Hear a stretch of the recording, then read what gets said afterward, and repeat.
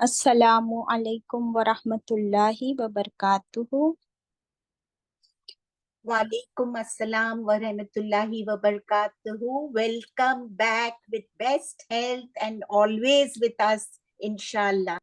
इंशाल्लाह इंशाल्लाह जज़ाकल्लाहु खैरा चांद आंटी। अल्हम्दुलिल्लाहि रब्बिल आलमीन।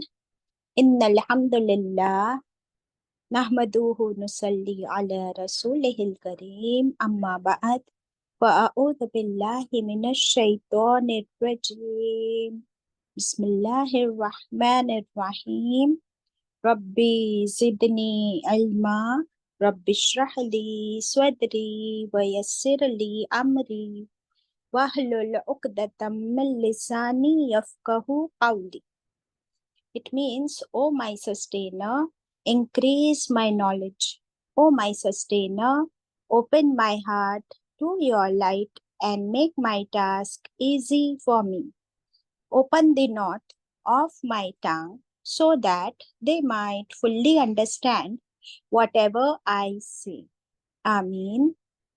Ashhadu an la ilaha illallahu wahdahu la sharika lahu lahul mulku wa lahul hamdu wa huwa ala kulli shay'in qadir.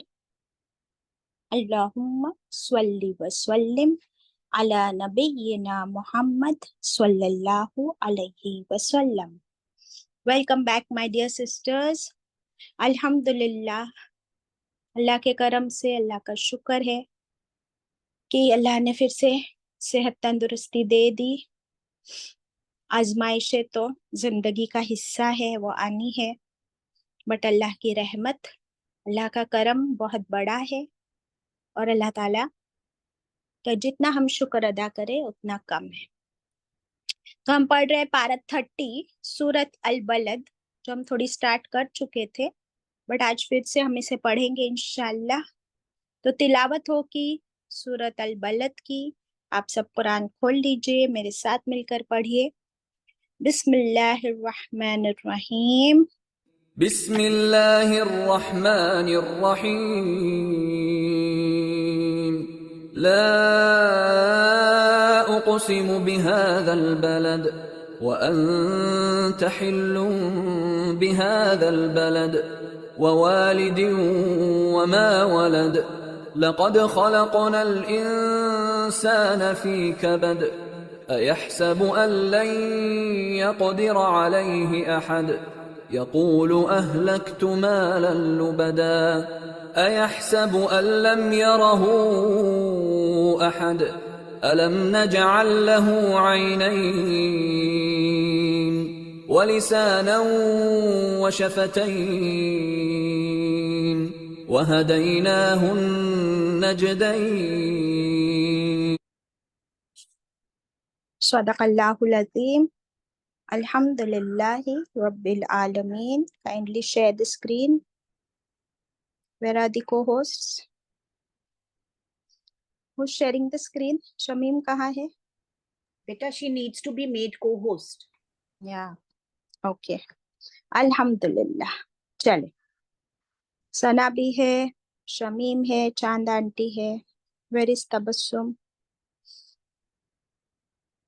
Tabassum आ जाए तो मुझसे कहना।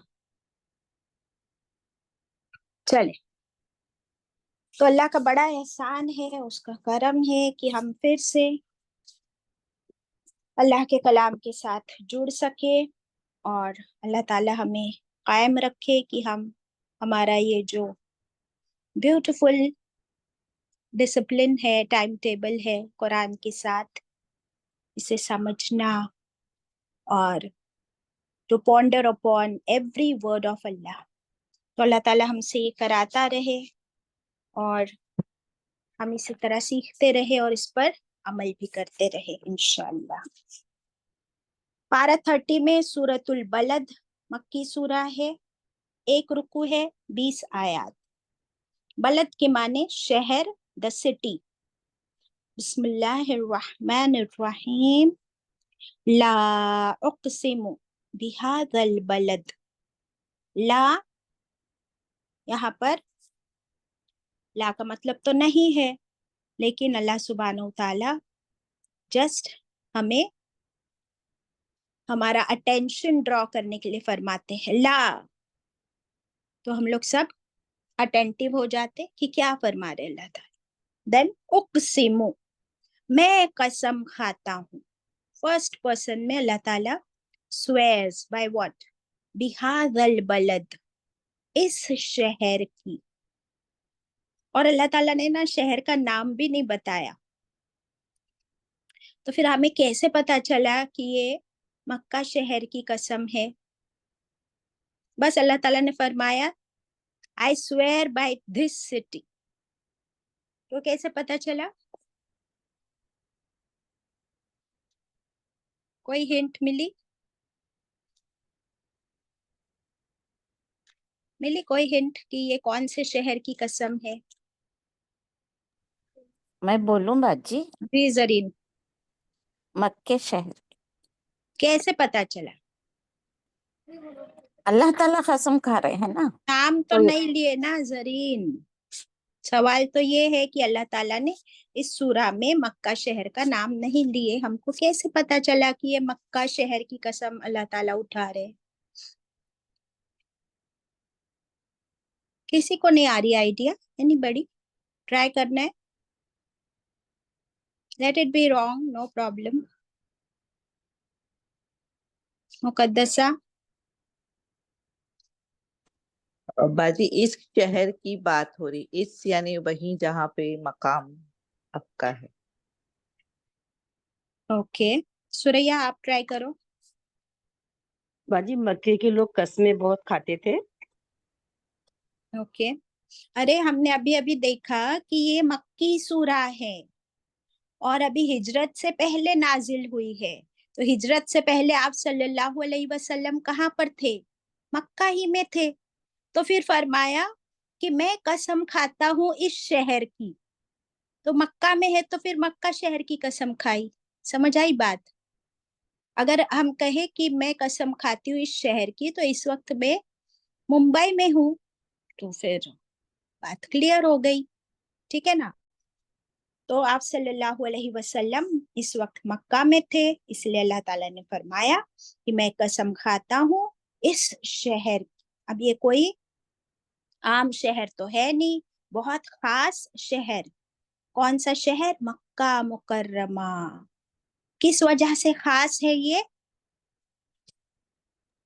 हुजूर सल्लल्लाहु अलैहि वसल्लम ने वहाँ पैदाइश का हुई, उनकी बर्थ प्लेस ऑफ आप सल्लल्लाहु अलैहि वसल्लम। काबे की तामीर हुई। काबा, काबे की वजह से, that is Kaaba the Zamzam. Right answer.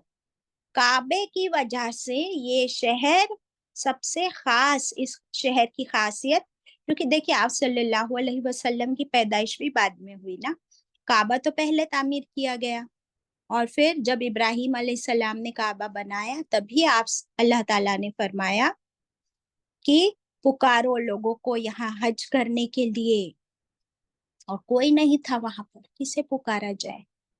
तो ये शहर उस वक्त से आबाद हुआ और इसे हज के लिए, और अल्लाह का घर काबा वहां पर बना, इसी वजह से इसकी ये खासियत डे वन से, यानी उस दिन से, और कब तक रहेगी? कयामत तक। अब कसम तो शहर मक्का की खाई, फिर आयत 2 में फरमाया व अंत, और आप ए नबी करीम सल्लल्लाहु अलैहि वसल्लम, आपके लिए क्या?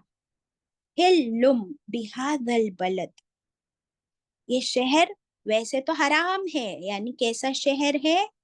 बहुत ही मोहतरम, हुर्मत वाला शहर है, लेकिन ए नबी करीम सल्लल्लाहु अलैहि वसल्लम, अंत किसके लिए आया है? फिर अंत का मतलब होता है तू, लिख लीजिए, अंत यानी तू, और आप सल्लल्लाहु अलैहि वसल्लम की तरफ इशारा है, इसलिए हम कहेंगे आप।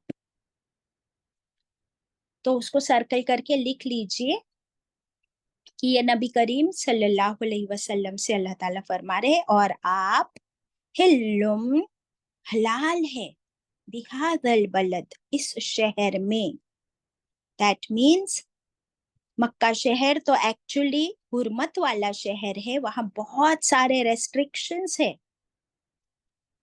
एहराम के बगैर आप एंटर नहीं कर सकते हो अगर आप उम्रा के लिए या हज के लिए जा रहे हो। आप किसी जानवर का शिकार कर सकते हो वहां पे एहराम की हालत में? नहीं। नहीं। यहाँ तक कि पेड़ पर से पत्ते तोड़ना, चींटी भी मारना तो शिकार बहुत दूर की बात। ना झगड़ा, ना फसाद, ना गाली गलौज, तो फिर जंग बहुत दूर की बात। जब ये सब कुछ वहां हराम है और वहां के laws and orders have to be followed. क्यों? क्योंकि किसने बनाए ये लॉज एंड ऑर्डर्स? अल्लाह सुभान ताला ने। यस। अब अल्लाह सुब्हानहू ताला लॉज एंड ऑर्डर्स में एक एक फ्रीडम दे रहे, है ना, एक ऑप्शन खुला छोड़ा। किसके लिए? सिर्फ नबी करीम सल्लल्लाहु अलैहि वसल्लम के लिए। कि इस शहर की जो लॉज एंड ऑर्डर्स है उसमें आपके लिए और सिर्फ आपके लिए कुछ देर के लिए क्या मिलेगी आपको? रेस्पाइट, यानी आजादी। कि आप इस शहर में थोड़ी देर के लिए जंग भी कर सकते हो और लड़ाई भी कर सकते हो। लेकिन क्यों? किस लिए कर सकते हो आप? दीन के लिए। Yes, only for the sake of Islam. Allah का नाम बुलंद करने के लिए काबे में से सारा शिर्क और गंदगी, गलाजत, यानी वो झूठे माबूदों की जो मूर्तियां वहां रखी थी, फॉल्स आइडल्स, वो सब काबे में से निकाल कर उसे पाक साफ करने के लिए, तौहीद के लिए अगर जरूरत पड़े तो आपके लिए फिर ये शहर for that particular time and situation हलाल हो जाएगा। हराम से क्या हो जाएगा? हलाल हो जाएगा। तो ये स्पेशल परमिशन प्रोटोकॉल सिर्फ किसके लिए? आप सल्लल्लाहु अलैहि वसल्लम। यस। तो आपको वहां लिखना होगा कि ये फतेह मक्का का दिन होगा और उस दिन तो डे, टाइम, लोकेशन, सिचुएशन सब अल्लाह सुब्हानहू ताला के मुताबिक आपको ये फ्रीडम मिलेगा। तो ये क्या हो गई आप सल्लल्लाहु अलैहि वसल्लम के लिए फिर? खुशखबरी। और क्या हो गई? जैसे हमारे यहाँ वेदर फोरकास्ट होता है ना, और वेदर फोरकास्ट कैसे होता है हमको पता है कैसे होते हैं, लेकिन ये अल्लाह सुब्हानहू ताला की तरफ से आप सल्लल्लाहु अलैहि वसल्लम के लिए गारंटीड फोरकास्ट, गारंटीड वादा हो गया। तो इससे क्या समझ आ गई बात? कि अल्लाह ताला ने आप सल्लल्लाहु अलैहि वसल्लम को एक तरह से तसल्ली के साथ प्रॉमिस कर दिया कि आप इस शहर में दोबारा आएंगे और ये शहर क्या होगा? इन बुतों से पाक होगा और आपको स्पेशल परमिशंस मिलेगी। और फिर वो दिन आया, फतेह मक्का का दिन, और हमने देख लिया कि बगैर बगैर खून खराबा किए, सिवाय इक्का दुक्का कुछ वारदातें हुई, besides that without any bloodshed Mecca फतेह हो गया अल्हम्दुलिल्लाह। और बड़ी इज्जत, बड़े ऑनर के साथ आप सल्लल्लाहु अलैहि वसल्लम 10,000 मोमिनों के लश्कर के साथ मक्का में एंटर हुए और अल्लाह के हुक्म से मक्का वाले सबमिसिव हो गए और काबे के अंदर से वो सारी नहुसत निकाल कर उसे पाक साफ करके तौहीद कायम हो गई। सुभान अल्लाह। तो ये इस शहर की और एक उस दिन की खास बात जो आपके लिए अब हलाल कर दिया गया। ओके। तो अल्लाह ताला उसकी भी कसम उठा रहे, ठीक है ना। अभी थर्ड कसम देखे थे हमने, थर्ड कसम आयत 3, ववालिदिन वमा वलद, व और वालिद, वालिद किसे कहते हैं? आदम बाप अलैहिस्सलाम। बाप को। हाँ, बाप को कहते हैं। तो और कसम है हर उस वालिद की, एवरी फादर, वमा वलद, और जो जिसे उसने क्या दिया, जन्म दिया, यानी उसकी औलाद की कसम। अब इस आयत को हमने देखे थे, there were many aspects to this आयत। इसमें कितने सारे हमने लिखे हैं, आप लोगों के पास लिखा होगा, है ना। सबसे पहले कौन से फादर और औलाद की बात हो रही है? नंबर 1, इब्राहिम अलैहिस्सलाम और इस्माइल अलैहिस्सलाम।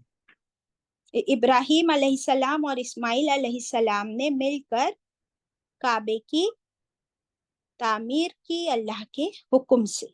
ओके, फिर सेकंड कौन से फादर और औलाद की बात हो रही है? हजरत अली और नो नो नो नो, उससे पहले। आदम अलैहिस्सलाम। हाँ, एग्जैक्टली, कॉमन बात हुई ना, हम सबके लिए कॉमन बात है। आदम अलैहिस्सलाम हम सबके फादर, इजंट इट, क्योंकि वो पहले इंसान जो बनाए गए, और फिर उन्हीं की जनरेशन से हम सब आए, तो फिर वो हमारे वालिद हुए कि नहीं? हुए बाजी। जी जी। हाँ, हम लोग कहते हैं कि Mahatma Gandhi is the father of the nation, but Adam अलैहिस्सलाम is the father of the entire humanity. तमाम इंसानों के वालिद है वो, isn't it? तो फिर वो हुए, और फिर वमा वलद कौन हुए? हम सब, जितनी भी इंसान पैदा हो आदम अलैहिस्सलाम के बाद कयामत तक, अल्लाह ताला ने सबकी कसम खा ली। Can you imagine? तो इस कसम में क्या मैं और आप शामिल है? है है। है बाजी। है। तो अभी सोचो कि आपकी और मेरी भी कसम अल्लाह ताला ने उठा ली। अभी ये कोई बड़ी बात है कि छोटी बात है? हाँ, मेरे लिए तो है बड़ी, क्योंकि अल्लाह ताला ने सिर्फ मेरा जिक्र ही नहीं किया, मेरी कसम भी खाई। तो आपके लिए है बड़ी बात, जी। है ना। तो एक तो मक्का शहर की कसम खाई गई, फिर उसी कॉन्टेक्स्ट में आप सल्लल्लाहु अलैहि वसल्लम के लिए फ्रीडम ऑन दैट डे। फिर अल्लाह ताला आदम अलैहिस्सलाम की कसम उठा रहे, इब्राहिम अलैहिस्सलाम, इस्माइल अलैहिस्सलाम, और इन सब के बीच में मेरी क्या गिनती है? मैं कौन हूँ, आप कौन हो? लेकिन अल्लाह ताला ने मेरी भी और आपकी भी, हर इंसान की हम औलाद में आ गए ना, हम सबकी कसम उठा ली। Now this is a big thing for us, isn't it? कि हम कैसे इसमें शामिल हो गए, इस लिस्ट में? तो क्या ये सोचने वाली बात नहीं है हमारे लिए? आर यू हैप्पी और not? Very happy. Very happy, but हर खुशी के साथ क्या है, कुछ जिम्मेदारी भी आती है ना। कि अगर समझो आपको बना दिया गया मॉनिटर या को होस्ट बना दिया, तो अब आपके ऊपर कुछ रिस्पॉन्सिबिलिटी भी होगी, कुछ काम भी होगा, वो हम आगे देखेंगे। अच्छा, और क्या देखे थे हम? और कौन से फादर और सन की बात हुई थी? वजह ऐसे फादर जो काफिर थे लेकिन उनकी औलाद इस्लाम कबूल किया था उन्होंने। Yes, very good. जैसे कि अबू तालिब, हजरत अली। अबू तालिब के बेटे हजरत अली रज़ियल्लाहु अन्हु, हजरत जाफर रज़ियल्लाहु अन्हु, वेरी गुड।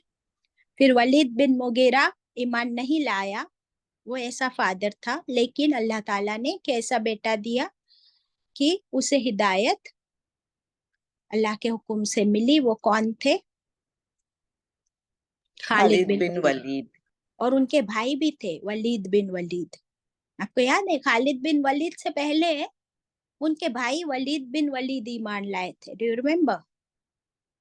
लेकिन ज्यादा जिक्र खालिद बिन वलीद का होता है, क्यों? उन्होंने इस्लाम कबूल करने के बाद बहुत सारी लड़ाइयाँ जीती हैं। Yes, as a commander in chief. माशाल्लाह, गुड। अच्छा, अब और किसका नाम था? अबू जहल और Ikrima. Very good. Abu Jahl did not accept Islam, लेकिन बेटा इकरमा ईमान ले आया। Very good.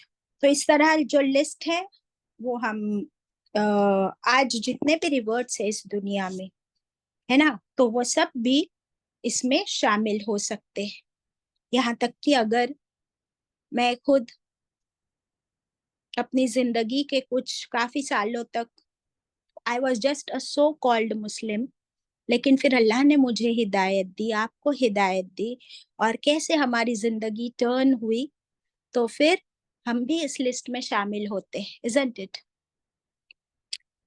तो हम सब की और इन सब की कसम उठाकर अब अल्लाह सुब्हानहू ताला आगे क्या फरमाते हैं, ये है जवाबुल कसम।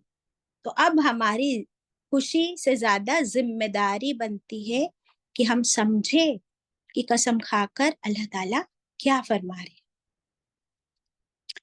लक़द खलक़नल इंसान फी कबद। लक़द, बेशक, indeed, there is no doubt. क्या? खलक़नल इंसान, पैदा किया हमने। खलक़ना, ना किसके लिए आया है? हमारे हमने लिए। अल्लाह के हमने लिए।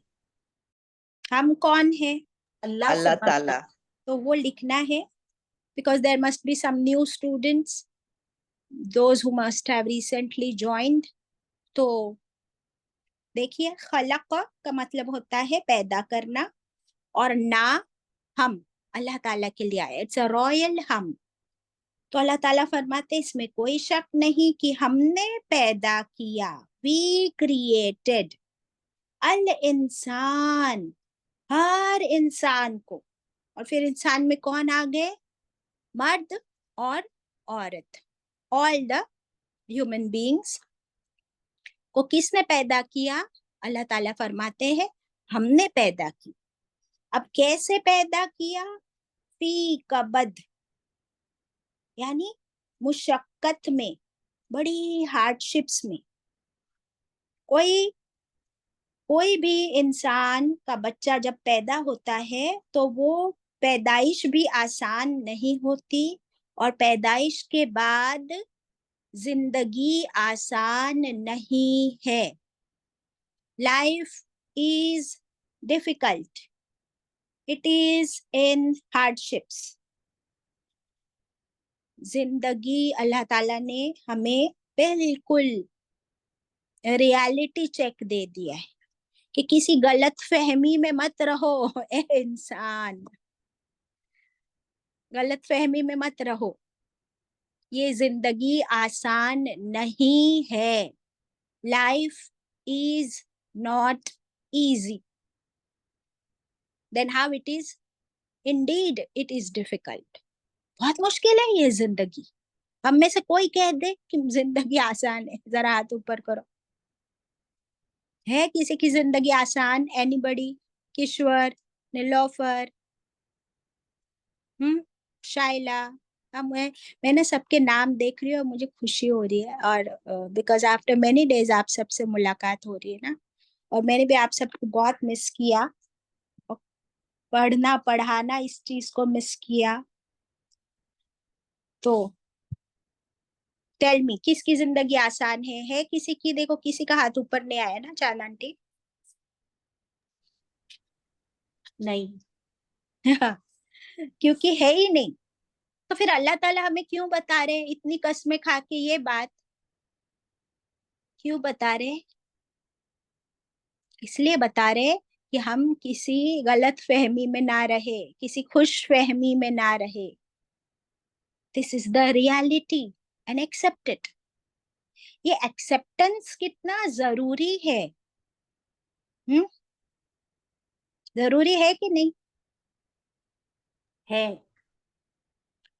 क्योंकि देखो, अगर हमें पता हो ना कि अल्लाह ताला ने बता दिया कि जिंदगी आसान नहीं है, मुश्किलें ही मुश्किलें हैं, तो फिर आप क्या हो जाते हो, मेंटली प्रिपेयर्ड कि अभी क्या है, नेक्स्ट चैलेंज आने वाला है, अभी आया एक, फिर थोड़ी देर बाद, फिर थोड़ी देर बाद। Can you run away from your life? Is it allowed? No. Run away का मतलब क्या होता है? क्या हम अपनी जिंदगी अपने हाथों से खत्म कर सकते? सुसाइड करना अलाउड है इस्लाम में? हलाल है कि हराम है? Haram. हराम है। किसी भी सूरत में किसी के लिए भी। आजकल हम देख रहे हैं वेस्ट में क्या हो रहा है कि ऐसे ऐसे कोई बीमार होते हैं, टर्मिनली इल, और अब उनकी हालत भी नहीं है ट्रीटमेंट लेने की, तो अब वहां पे लॉज पास कर रहे हैं कि वो खुद डिसाइड करे कि बस अब मुझे दवाई दे के खत्म कर दो। But is it allowed for us? No. तो ये बात डिस्कस करना बहुत जरूरी है। अच्छा, तो अब इस आयत ने हमें क्या बताया? हमें है ना तैयार किया, हमें मेंटली प्रिपेयर किया कि जिंदगी का नाम ही मुश्किल है, जिंदगी का नाम hardship, it is not going to be easy. अब आप प्रिपेयर्ड हो चैलेंजेस के लिए कि नहीं? फॉर एग्जाम्पल, अभी अभी मैंने सोचा था कि चलो मेरी ये बहुत बड़ी प्रॉब्लम है, मेरी स्नीजिंग की, एक छोटा सा सर्जरी है, करवा लेते हैं, हो जाएगा इंशाल्लाह, within a week I will be back. But Allah ताला ने फरमाया कि नहीं, तुम और थोड़ी चैलेंजेस ले लो। तो उसके बाद सेकेंड प्रॉब्लम स्टार्टेड, फिर वो kept on and on and on. लेकिन अल्लाह का एहसान है कि जब वो किसी पर मुश्किल डालता है तो उसे पहले उस मुश्किल को उठाने की कुव्वत, ताकत भी दे देता है। सुभान अल्लाह। और हर मुश्किल, हर तकलीफ में अल्लाह ताला उसके क्या करता है? एक कांटा भी गुनाह, चुभता है मोमिन को तो उसके गुनाह माफ होते हैं बाजी। हाँ, तो दर्जात अल्लाह बुलंद से होते हम, यस, अल्लाह से हम अच्छी उम्मीद रखें। तो फिर ये आजमाइशें अच्छी है या नहीं अच्छी? अच्छी है। अच्छी, अल्हम्दुलिल्लाह। ओके, अगर हम एक, क्योंकि देखिए वालिद और औलाद की भी बात हुई, इंसान के मुश्किलात की बात हुई, तो quickly let us go through the life cycle of a human being. कि जब एक औरत प्रेग्नेंट होती है तो उसके अंदर अल्लाह सुब्हानहू ताला वो बच्चे के वजूद के लिए सारी तैयारी अल्लाह ताला ने पहले से की हुई होती है, पता है ना? पहले से कब से की होती है? जब एक लड़की पैदा होती है तो उसकी बॉडी में जो रिप्रोडक्टिव सिस्टम है, ओवरीज है, यूटेरस है, उसके चेस्ट में जो ब्रेस्ट है, मैमरी ग्लैंड्स है, ये सब तो पहले से है ना, कि अभी कुछ नया नया ज्वाइन होने वाला है उसमें, उसकी बॉडी में। तो अल्लाह ताला ने उसकी तैयारी कब से की थी? वो अब जो माँ बनने वाली है, वो खुद जब पैदा हुई थी तब से उसे अल्लाह ताला ने इसी पर्पस के लिए पैदा किया था कि वो माँ बने।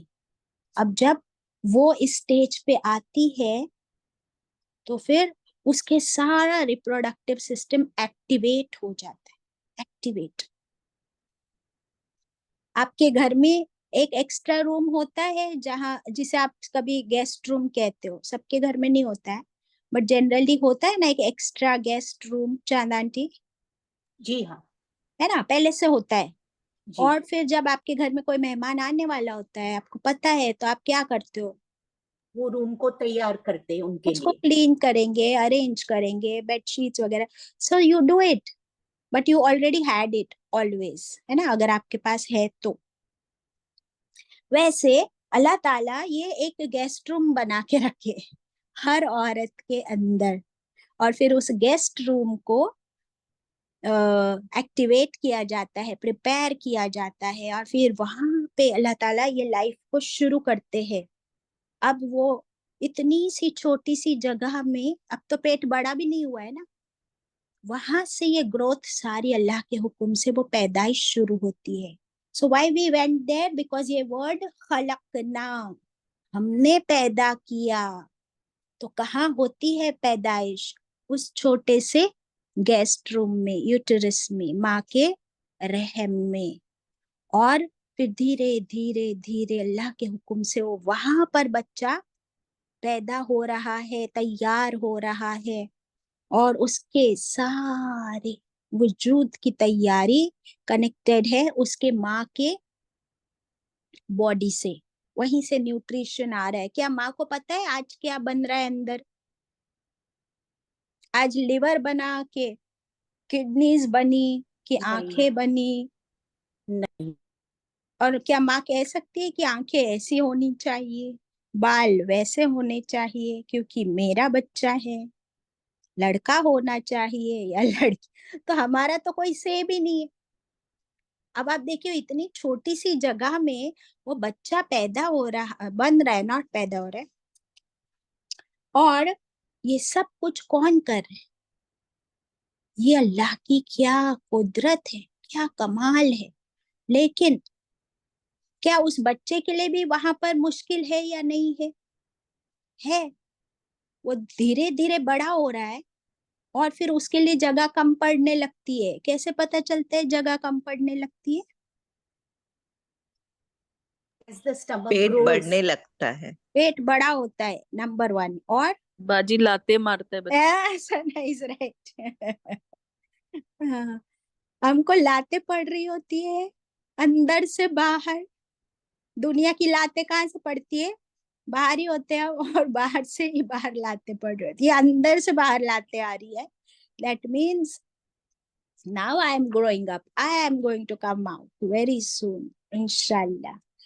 और फिर वो बच्चे के लिए भी वो आसान नहीं होता है, और माँ के लिए उससे भी ज्यादा मुश्किल। तो ये मुश्किलें सब शुरू हो जाती है। किसी किसी को कितना नौजिया होता है, किसी को इतनी उल्टियां होती है, किसी को चलने में प्रॉब्लम, वो माँ को, किसी को सूजन आ जाती है, और भी बहुत सारे इश्यूज हो सकते हैं। लेकिन ये सब टेम्पररी होता है। फिर डिलीवरी, अल्लाह अकबर। डिलीवरी से बड़ी तकलीफ और कोई नहीं हो सकती इस दुनिया में। दुनिया की जितनी भी सर्जरीज भी हो, या जितनी भी मुश्किलें हो, या जितना भी दर्द हो, उस डिलीवरी में जो माँ को तकलीफ होती है, उससे बड़ी तकलीफ और कोई नहीं इस दुनिया में। इसीलिए अब वो औरत क्या बन जाती है? औरत से माँ। और अल्लाह ताला उसके माँ बनते ही उसका दर्जा कौन सा दर्जा बना देता है? कौन सा रैंक? Number number 1। और सिर्फ नंबर 1 ही नहीं, नंबर 1 भी वो, नंबर 2 भी वो, नंबर 3 भी वो। किसके लिए? अपने बच्चे के लिए। बराबर ना? हदीस हदीस से हमें ये बताया ना, नंबर 1 भी माँ है, नंबर 2 भी माँ है, नंबर 3 भी माँ है। क्योंकि तकलीफ ही इतनी है। अल्लाह अकबर। अभी क्या सिर्फ माँ के लिए तकलीफ है? वो बच्चे के लिए भी तकलीफ है। क्या है बच्चे के लिए तकलीफ, बताओ? इतने छोटे प्रेशर पैकेज में से to be come out. Yes, वो इतना छोटा सा पैसेज है, उसमें से स्क्वीज आउट करके बाहर आना।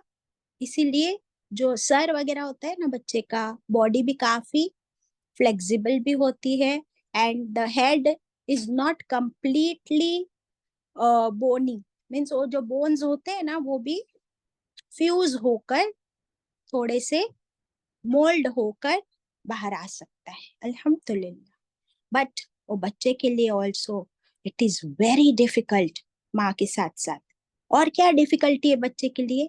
पैसेज तो बहुत छोटा है, नंबर 1। Number 2, contractions. कॉन्ट्रैक्शंस। माँ के साथ साथ वो दर्द बच्चा भी उठा रहा होता है, कॉन्ट्रैक्शंस भी उसे बर्दाश्त करने हैं, और मोस्टली हेड डाउन होता है, डिलीवरी मोस्टली हेड डाउन होती है ना। तो आप देखो उल्टा, आपने कभी स्लाइड किया हो, स्लाइड बचपन में? जी और हाँ, अगर वो स्लाइड ऐसे हो कवर्ड चारों तरफ से, तो भी किए हो। कभी उल्टा स्लाइड किए हो, हेड डाउन? किसी ने किया है हेड गिर डाउन? जाते थे तो is it easy? Very head difficult. Down, head down आप नहीं कर सकते हो। तो ये बच्चे के लिए आप सोचो कि हेड डाउन पोजीशन में, वो पोजीशन कितने दिनों से फिक्स हो जाती है, हेड डाउन, और उसी पोजीशन में उसको रहना है। Is it easy now, tell me? सारा ब्लड फ्लो कहाँ जा रहा है? हेड।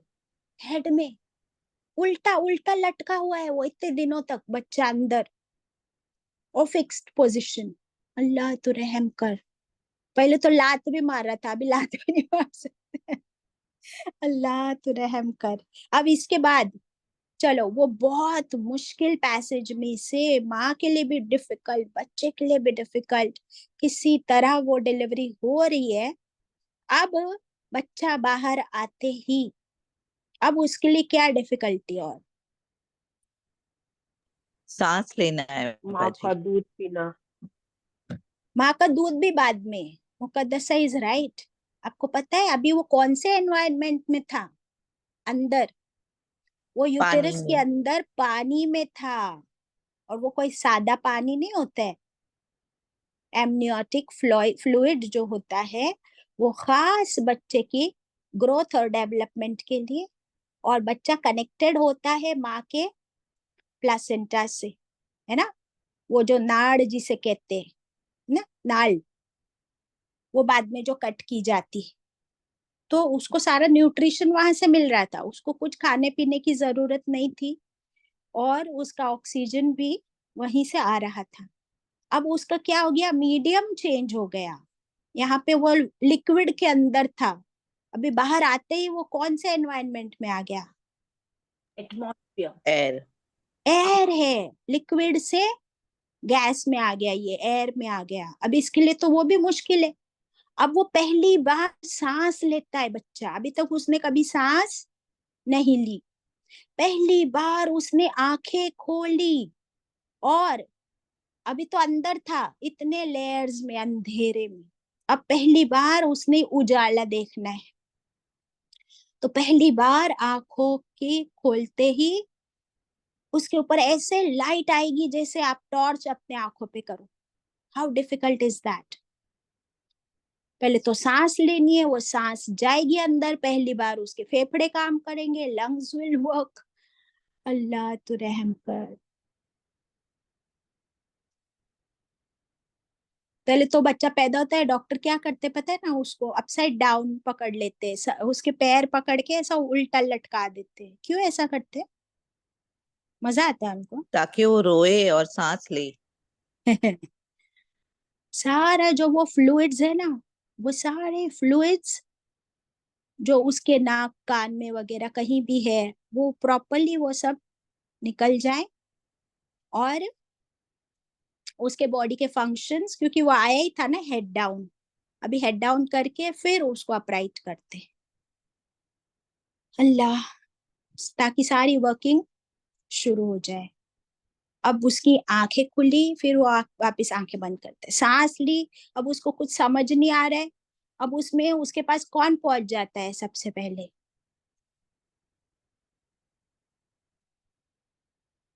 कौन पहुंच जाता है उसके पास? Sister, nurse. वो तो है, रिश्ते। शैतान। शैतान। शैतान हाँ आ शैतान। जाता है। Suraiya is there, Suraiya is right. उसके फरिश्ते और शैतान। अब वो शैतान आके उसे क्या करता है? प्रिक करता है, उसे रुलाता है, और फिर बच्चा रोने लगता है। अल्लाह अकबर। अब उसका ये रोना भी जरूरी है। आपको पता है अगर वो ना रोए तो डॉक्टर क्या करते? टैप करते हैं बाजी। बाजी टैप टैप। करते टैप करते हैं। और कभी बच्चा अगर ऐसा लगे उनको कि होश में नहीं आ रहा है, थोड़ा लाइफलेस हो रहा है, तो लिटरली उसको मारते, उल्टा करके पीठ पे थपक थपक के मारते। तो शैतान आकर उसे रुलाता है। अल्लाह अकबर। ये हदीस से हमें पता चलता है।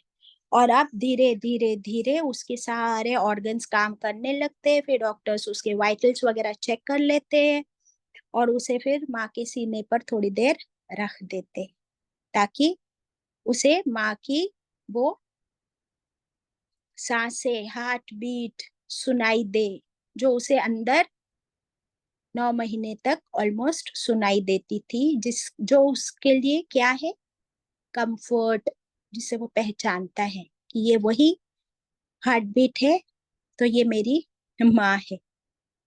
अल्हम्दुलिल्लाह, वो कंफर्टेबल फील करता है। उसके बाद अभी एक और मुश्किल टास्क, वो क्या? दूध पीना। हाँ, दोनों के लिए मुश्किल है कि नहीं, माँ के लिए भी और बच्चे के लिए भी। अगर आपकी डिलीवरीज हुई है तो यू मस्ट बी रिमेम्बरिंग कि क्या डिफिकल्ट टाइम था वो, है ना। नाउ जैसे ही बच्चा पैदा हुआ, your chest is full of milk, it is so heavy. और अभी बच्चे को, ये हम देखने वाले आगे की आयतों में आ रहा है, वहदैनाहु नजदैन, आयत नंबर 10 में आएगा, तब हम इसको और डिटेल में करेंगे कि कैसे वो बच्चे को अल्लाह ने हिदायत दे दी कि उसे पता है कि उसे अपने मुंह से ही जो है शकल करना है, चूसना है, और माँ के सीने से उसके लिए दूध आएगा। और कुछ भी उसके लिए हेल्दी नहीं है उस वक्त, सिर्फ वही जो अल्लाह ताला ने उसके लिए रिज्क रखा अपने माँ के सीने में। This is the golden risk, सुभान अल्लाह। और उसमें भी जो फर्स्ट फ्यू ड्रॉप्स होते हैं, that is called colostrum. But वो आसान है माँ के लिए भी, बच्चे के लिए भी, दोनों के लिए बहुत डिफिकल्ट काम है। तो अब देखिए, जहां से काम शुरू हुआ है पैदाइश का, सब डिफिकल्टी ही डिफिकल्टी। फिर वो बच्चे का पहली बार सुसु करना कितना जरूरी है देखने के लिए कि इसका सिस्टम सही चल रहा है। इसकी पहली बार पॉटी करना, अगर वो उल्टी भी करता है तो वेरी गुड, सिस्टम सही चल रहा है। बच्चे को अगर थोड़ा बुखार भी आ रहा है, वेरी गुड, सिस्टम सही चल रहा है, इसका इम्यून सिस्टम अच्छा है। बच्चा रो रहा है, वेरी गुड। बच्चा आंखें खोल रहा है, वेरी गुड। बच्चा सांसें ले रहा है, सारा सिस्टम सही सही सही सही चलना शुरू हो रहा है। बट वो सब में वो बच्चे के लिए भी बहुत तकलीफ, इट इज नॉट इजी। और माँ, तो ये अभी लाइफ शुरू हो गई, अब ये खत्म नहीं होती, अब ये जिंदगी भर मुश्किलें, धीरे धीरे उसका पलटी मारना नॉट इजी, फिर उसका बैठना और खड़े होना उससे भी ज्यादा मुश्किल, और फिर चलना उससे भी ज्यादा मुश्किल। और फिर पहले तो सिर्फ मसोड़े हैं, फिर उसमें से दांत बाहर निकलना, ये तो कितना बड़ा मौजज़ा है अल्लाह कि पहले दांत नहीं दिया होता है, ये भी रहमत है ना। अगर बच्चा दांतों के साथ पैदा हो जाए तो क्या हाल होगा माँ का, बताओ। कैसे दूध पिलाएगी। कैसे दूध पिलाएगी, अल्लाह अकबर। कभी आप लोगों ने नोटिस किया है कि ये सिर्फ यहाँ इंसान की बात हो रही है, आगे अल्लाह सुब्हानो व तआला कॉमन बात करेंगे कि जानवरों के भी जो मैमल्स होते हैं, बकरी का बच्चा, गाय का बच्चा, हैज एनीबडी एवर चेक्ड कि क्या वो बकरी का बच्चा, गाय का बच्चा दांत के साथ पैदा होते हैं या उनके दांत बाद में आते हैं? Does anybody know? दांत के साथ पैदा होते बाजी। देखियो अपने जरिए।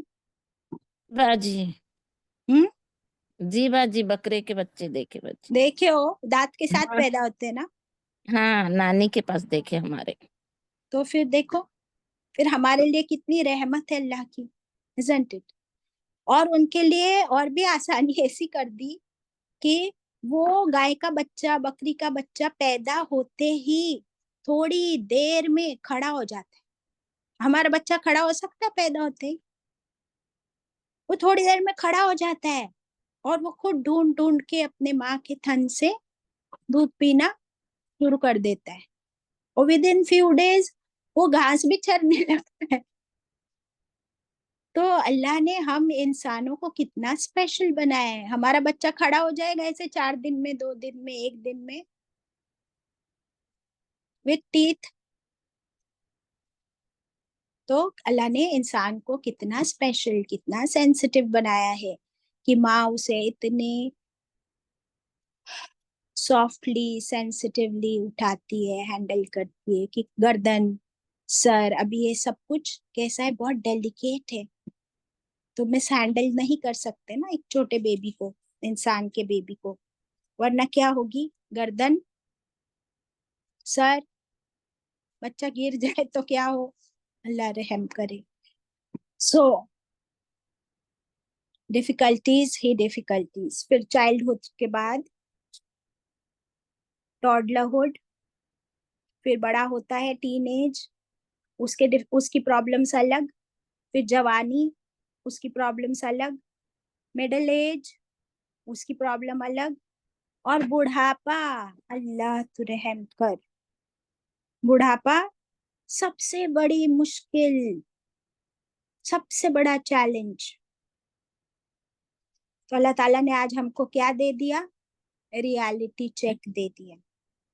नाउ ये मुश्किलें तो हम सब ने देखी भी हैं और हम उससे गुजर भी रहे हैं। अब जो है आयत नंबर 4 को फिर से हम कनेक्ट करेंगे आयत 1, 2 और 3 के साथ। Are you ready? आयत 4 के बाद आइडियली आयत 5 पे जाना चाहिए, but we are going again to आयत 1, 2 एंड 3। Are you ready? जी हाँ। यस क्यों जा रहे पता है आपको? क्योंकि ये 3 कसमें खाकर अल्लाह ताला ने ये जवाबुल कसम दिया है। तो कसम और जवाबुल कसम कनेक्टेड होना चाहिए या नहीं? होना चाहिए connected. And such a beautiful connection कि अब देखो, पहली कसम किस चीज की खाई आयत 1 में? शहर की। कौन से शहर की? मक्का। मक्का। अब मक्का शहर को इमेजिन करो। मक्का शहर की life is the most difficult life. आप किसी भी डेजर्ट में चले जाओ, डेजर्ट है ना वो, जी हाँ। वहां बारिश होती है, वहां कुछ उगता है? नहीं। वेदर कैसा होता है, इतना सख्त, इतनी सख्त धूप और गर्मी। तो वहां की जिंदगी कैसी है, बहुत सख्त, बहुत डिफिकल्ट, है ना? तो अल्लाह ताला ने मिसाल दे दी हमको कि तुम समझते हो, समझो अल्लाह ताला मुझसे कह रहे कि अंजुम तुम समझती हो तुम्हारी जिंदगी बहुत मुश्किल है, तो मक्का वालों को देखो, मक्का वालों की जिंदगी कितनी मुश्किल है। सोच लो, अभी आप बॉम्बे में आप हो, मुंबई में, और कंपेयर कर लो आप, अगर हम यहाँ के गर्मी में भी कह देते हैं कि बहुत गर्मी है, शिद्दत, अप्रैल मई, और उसमें अगर रमजान आ जाए तो सुभान अल्लाह। फिर अगर आपको ये सोचना है कि मक्का की गर्मी के सामने मुंबई की गर्मी कैसी है, कुछ भी नहीं। हाँ, बहुत कम। तो मिल गई रिलीफ, है ना? अल्हम्दुलिल्लाह।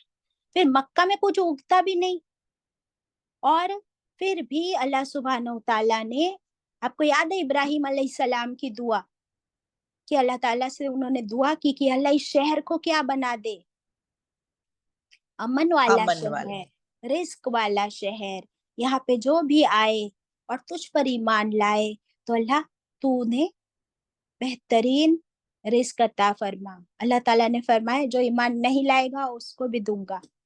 तो देखो, मक्का में, मक्का में जो ईमान नहीं लाया उसको भी दिया था कि नहीं अल्लाह ने रिस्क? क्या दिया अबू था। जाहल और अबू लहब को खाना नहीं मिलता था?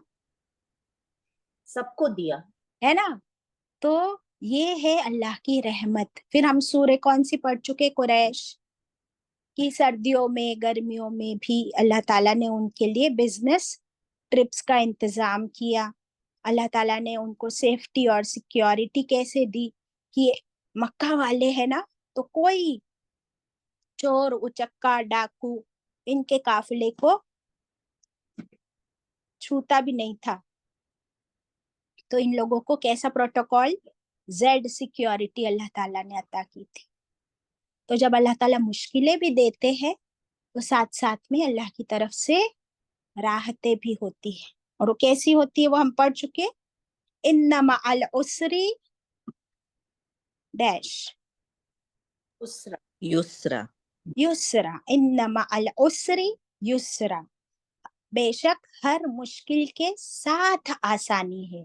तो अभी हम देख रहे थे कि वो माँ के लिए इतना मुश्किल काम है, लेकिन बच्चे को सामने देखकर सही सलामत अपने हाथ में अपनी गोद में देखते ही वो सारा दर्द तकलीफ भूल जाती है और फिर अपने बच्चे की देखभाल में हर मुश्किल उठाने को तैयार।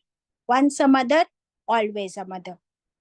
फिर वो रात रात भर जागती है, खुद गीले में सोती है, उसको सूखे में सुलाती है ना। अब तक वो लड़की थी, लेकिन अभी देखो माँ बनते ही उसका सुसु पोटी डायपर सब कुछ साफ करने लगती, उसकी उल्टी अभी उठा लेती है। अभी तक छी छू करने वाली लड़की now suddenly she is looking after nursing her child the best possible manner she can, माशाल्लाह। अब देखिए आयत नंबर 2 में अल्लाह ताला ने क्या फरमाया, ए नबी करीम सल्लल्लाहु अलैहि वसल्लम, आपके लिए इस शहर में हलाल किया जाएगा। तो आपका जिक्र है। अब जरा देख लो आप सल्लल्लाहु अलैहि वसल्लम की जिंदगी, या अभी जो हमने डिस्कस किया कि एक बच्चा पैदा होता है, अब इमेजिन करो कि वो आप सल्लल्लाहु अलैहि वसल्लम थे। चलो हो गई डिलीवरी, लेकिन वो पैदा ही कैसे हुए थे, कैसे पैदा हुए थे वो, यतीम, ऑर्फन। यतीम ऑर्फन। तो कितने डिफिकल्टी है उनके लिए, बराबर। पैदा होते ही कहे कि अरे ये यतीम पैदा हुआ है, how sad is that. And with in few years उनकी अम्मी भी गुजर जाती है, फिर दादा भी गुजर जाते। तो बचा बताओ कि कितनी मुशक्कतें उनके लिए। और उसके बाद to fend for your own life, भले चाचा के पास है लेकिन बिजनेस ट्रिप्स पर जाना, काम करना, मेहनत करना, और फिर नबुव्वत मिली तो लोगों के ताने बर्दाश्त करना, लोगों के ऑपोजिशन, ताइफ में पत्थर खाए, 3 साल बॉयकॉट हुआ, वहां पर पत्ते खाकर गुजारे किए, और फिर अपना शहर, अपना अल्लाह का घर, सब कुछ छोड़कर हिजरत कर जाना, और इमोशनली बीबी खदीजा का कि वहां पर जो उनका इंतकाल होना, दादा का इंतकाल होना, एंड अबव ऑल औलाद का गम सबसे बड़ा गम होता है।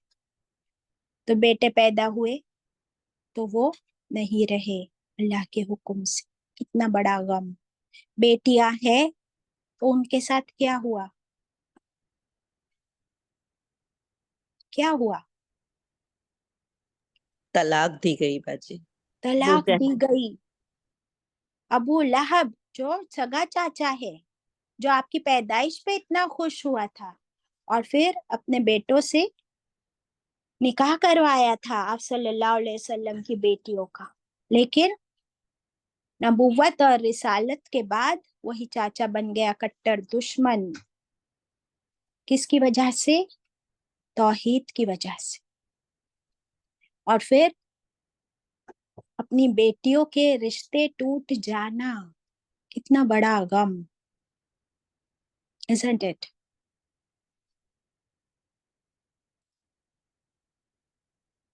ये सारे गम देख लो और अपनी जिंदगी पर अब नजर डालो और फिर बताओ कि क्या हमारी जिंदगी उतनी मुश्किल है, उतनी डिफिकल्ट, उतने हार्डशिप्स है जितने नबी करीम सल्लल्लाहु अलैहि वसल्लम की जिंदगी में आए। अभी तो we have discussed not more than 20% yet. बिल्कुल नहीं बाजी। तो ये हमें क्या देती है सूरह? मुश्किल तो बता दी अल्लाह ने कि सबके तसल्ली। लिए है, बट तसल्ली दे रही है कि ना हमारी जिंदगी मक्का वालों की तरह डिफिकल्ट है, ना आप सल्लल्लाहु अलैहि वसल्लम की जिंदगी की तरह इतने चैलेंजेस है। और फिर आयत 3 में आदम अलैहिस्सलाम को सबसे पहले ले लो, तो अब जरा आदम अलैहिस्सलाम की जिंदगी तो सबको मालूम है। आहा, कितना अच्छा, अल्लाह ताला ने अपने मुबारक हाथों से इनको बनाया, अल्लाह ने अपनी रूह इनके अंदर फूकी, जन्नत में इनको फुल फ्रीडम मिल गया एक्सेप्ट वन ट्री। जन्नत में इनको अपनी सोलमेट माँ हवा भी मिल गई। और फिर आ गया चैलेंज, फिर अल्लाह ताला ने आजमाया एंड ही फॉल्टर्ड। और फिर उनके लिए तो फिर जन्नत से दुनिया में आना, ये वो छोटे बच्चे की तरह ही है, जो बच्चा माँ के पेट में था अब वो वहां से दुनिया में आ गया। वैसे आदम अलैहिस्सलाम के लिए how difficult it must be, can you imagine कि जन्नत में से दुनिया में आना, और दुनिया में भी ये कहाँ है और माँ हवा कहाँ है। पहले तो एक दूसरे को ढूंढते, और कुछ भी नहीं है दुनिया में, तब तक कोई भी नहीं। And then fending for oneself, अभी खुद कमाना है, खुद मेहनत करनी है, और फिर उसके बाद कुछ खाएंगे। जन्नत में तो इतना फ्रीडम था कि जो चाहो, जितना चाहो, जहां से चाहो, फ्री में खाओ, रेडी खाओ, वो भी जन्नत का फल खाओ। दुनिया में आके इतनी मुश्किलें शुरू हो गई थी आदम अलैहिस्सलाम के लिए, और दुश्मन साथ ही साथ शैतान। और दुश्मन ने फिर किस पे वार किया? जब बेटे पैदा हुए हाबिल और काबिल, तो सॉफ्ट टारगेट कौन सा मिल गया था फिर शैतान को?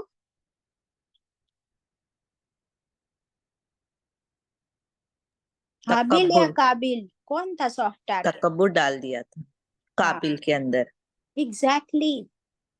तो फिर वो फिर से देखिए आप, औलाद का गम हुआ कि नहीं, कि ये दोनों बेटे लड़ रहे हैं और फिर एक ने दूसरे का मर्डर कर दिया, and the first murder takes place on the अर्थ।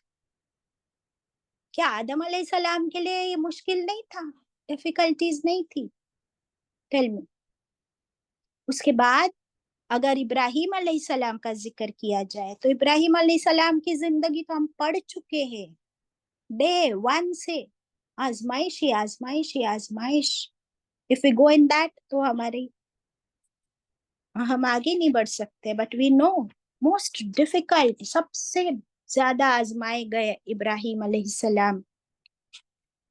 तो फिर क्या आपकी और मेरी जिंदगी, हम क्या है? अगर इन नबियों और इन अंबिया अलैहिस्सलाम को आजमाया गया, तो आप और मैं बख्श दिए जाएंगे? क्या हमारी आजमाइश नहीं होगी? तो अल्लाह ने फरमा दिया कबद।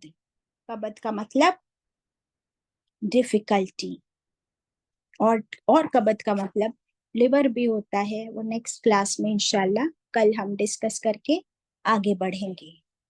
तो आज की क्लास में हमें अल्लाह ताला ने क्या दे दिया? रियलिटी चेक कि जिंदगी मुश्किल है, मैंने सुकून को जन्नत में रख दिया है, इंसान उसे दुनिया में ढूंढता है, कैसे मिलेगा? क्या फरमाया अल्लाह ताला ने कि मैंने सुकून को कहाँ रख दिया है? जन्नत। जन्नत और हम कहाँ ढूंढ रहे हैं? यहाँ दुनिया। दुनिया।